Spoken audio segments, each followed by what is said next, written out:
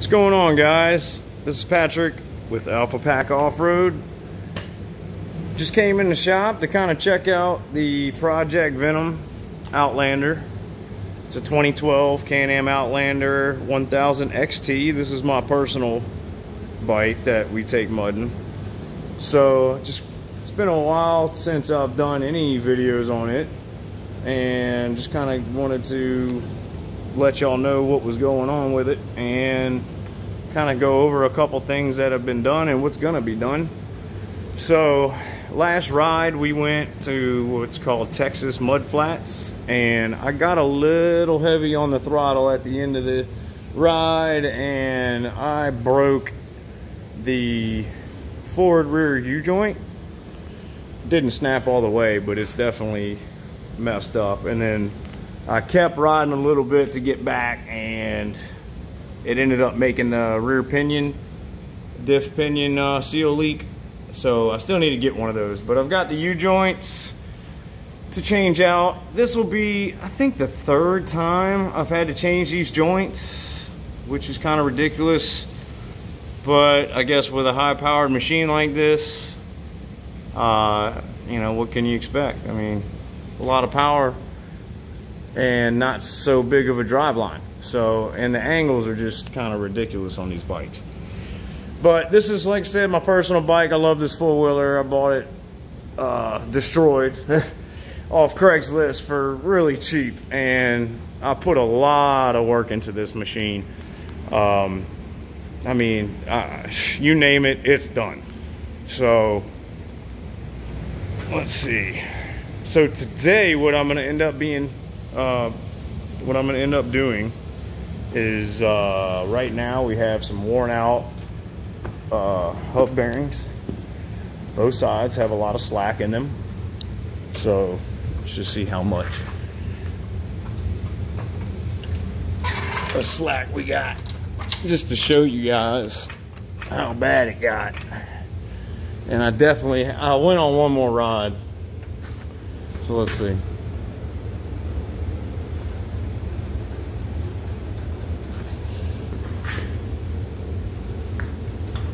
That side ain't too bad, but this side I know is horrible. Oh yeah.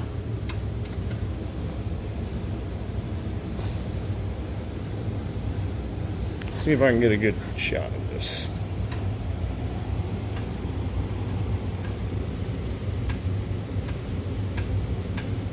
I mean, it's got a good inch of play.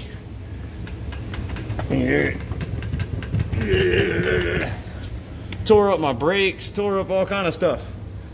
So we're gonna be swapping those out today. And then, so just a little go over of what's on here. I've got Rival full skid plates, which I absolutely love. But on the last ride, more damage. This is basically a damage report after Texas Flats, but I knocked the shit out of something. I was hung up on a log or something. I don't know. But it bent the shit out of it. So much so that it creased in the plastics, which, you know, weren't touching that before. So I'm gonna have to take this off and bend it back out. Do the the hub bearings. Again, I've got the HD tie rods. And for the life of me, I cannot, right in here, I've tried everything I can. I mean, every ride I'm having to either tighten it up, readjust, or something. So I'm gonna have to come up with something with this. I'm sick and tired of dealing with my loose steering bullshit. So a couple other things that are done. Custom snorkels done by me. I don't buy kits. I do it myself.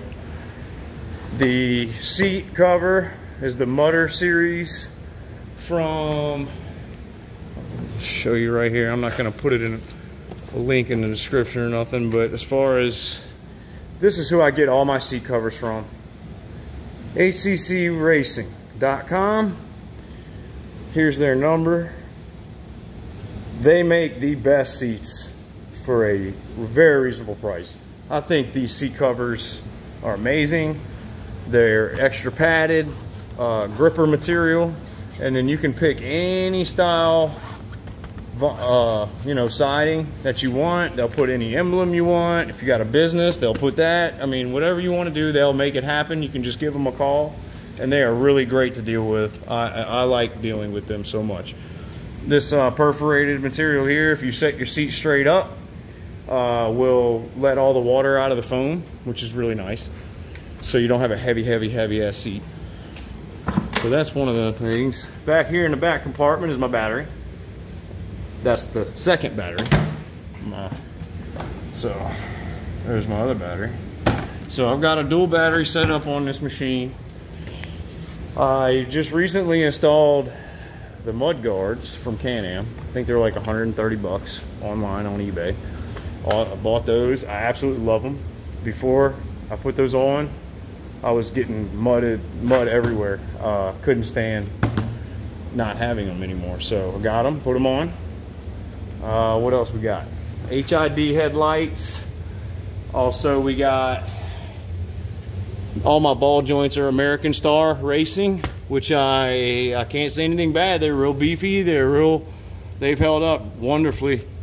Super ATV forward arch day arms on the unit. That's pretty recent. I've got a 2-inch spacer on the front and rear shocks, and I have adjusted them to, you know, to ride fairly nice as far as the shocks. I don't have them cranked all the way up or anything. The rears, I'm on, like, I got one more notch to be full, and I think the fronts are at, yeah, about the same. Before I had them off a little different because of the if I was pulling a trailer or something, I stiffened the back up. But also I rhino lined all the bars, rear bumper, front bumper.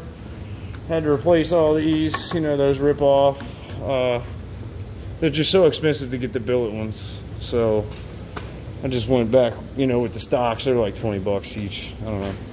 Had no, and I got the XMR foot pegs on here. The clutch has a EPI mutter clutch kit, I believe. As you can see, mud and wheels. My rear diff, which I absolutely love. Like I said though, since I broke that U-joint, it is leaking out of the pinion. And definitely whenever I take it all apart, I want to show you guys what I've done. So you don't have to use the wear ring anymore. Well, you still have it on there, but I use a transmission. It's like a transmission output shaft, like if you have a boogered up output shaft on something, like usually a car tranny, I found one that'll fit the Outlander. It goes right over the pinion, or right over the actual wear ring. You press it on, and then it's a metal ring. And I think Mud and Wheels is actually, with their new drive shafts, if you get one from them, they'll put that on there and send it to you with it already on, which is very nice. They are great guys to deal with. Jarrett, I believe, over there at Mud and Wheels, he's amazing. He does great work. I've called them, contacted them. They're just great to deal with. Me and him have messaged back and forth quite a few times. I think it's time to just bite the bullet, and I'm gonna just go ahead and get the drive shaft from them that's perfectly phased, because I don't know if that is what is going on with my bike as far as breaking U-joints. What else we got? Oh, my brakes. I've got the Ripsaw rotors with race driven heavy duty pads. I absolutely love them. I also run them on my Ranger, so they last.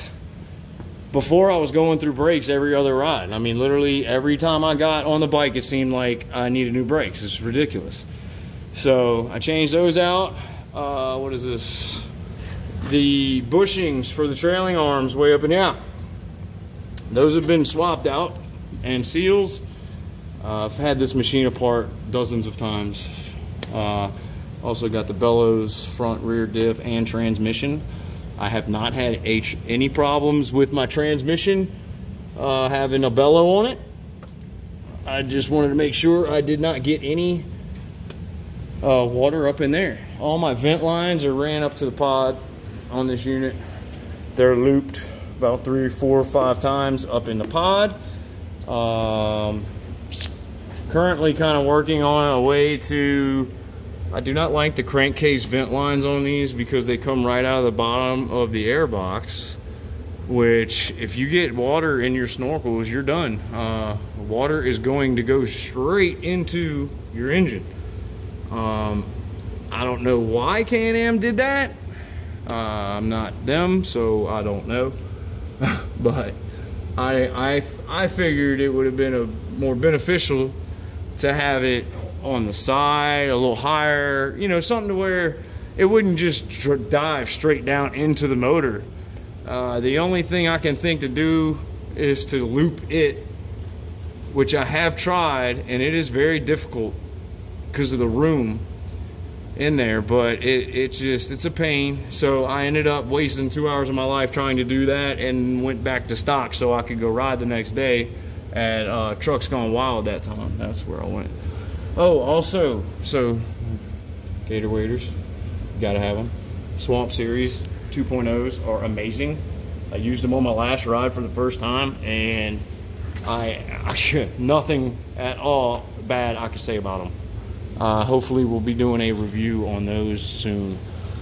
I'm looking for it. Oh, Garage Products makes the best bushings ever. So whenever I got these Super ATV A-arms, I wasn't even gonna try and take the Garage Product bushings out of the stock ones. I just left them in there and bought new ones. So that's kind of, you know, we were running some Outlaw 2s, 29.5s. Pretty heavy tire. I've got a set of Outlaw 1s on some OG or original Can-Am wheels.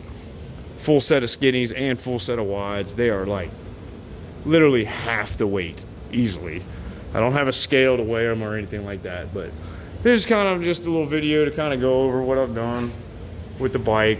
Got the, you know, mud strap I threw on there, and that wasn't, you know, for anything other than really my son will sit here and he needed something to hold on to, really, because you know these bikes are kind of fast, and I didn't also want him banging his head on here, so I ordered one of these little Can-Am pieces. What else we got?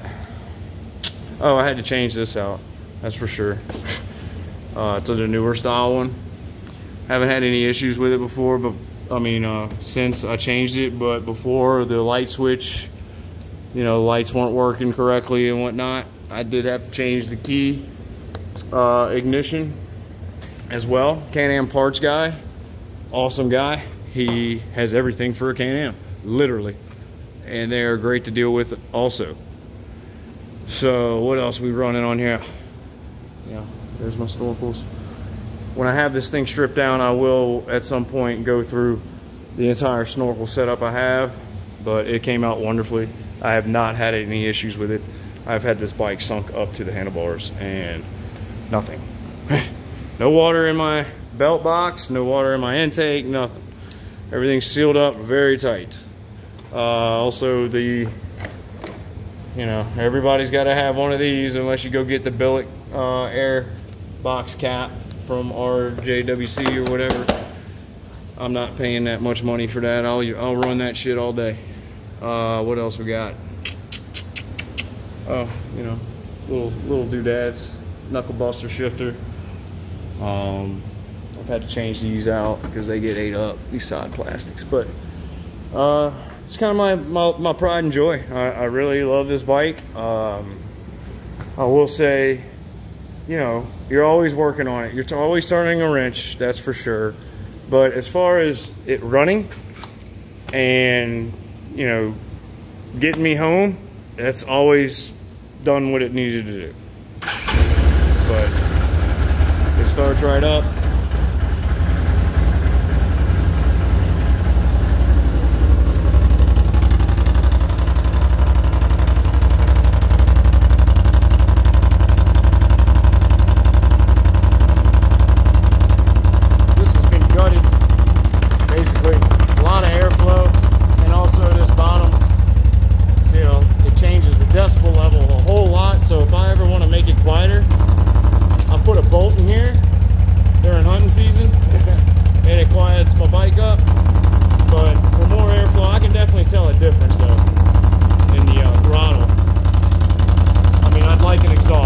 I said, I ain't trying to dump thousands and thousands of dollars into stuff. So I make it work.